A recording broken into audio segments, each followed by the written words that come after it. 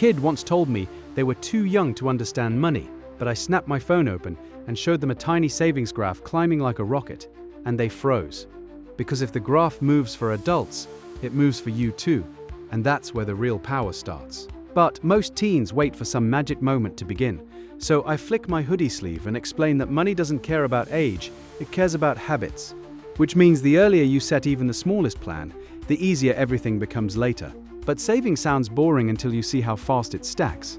So I tap my screen and show how cutting one small weekly impulse can grow into real spending freedom, which means every tiny choice you make today becomes a bigger choice you get to make next year. But you can't just stash money and hope for the best. So I lean in and tell you that tracking where it goes gives you more control than any allowance raise ever could, which means you stop wondering where did it go and start deciding where it should go.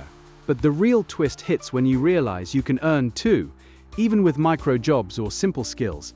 And suddenly you're not waiting for money, you're building it, which means you turn into the person who doesn't fear the future because you're already shaping it.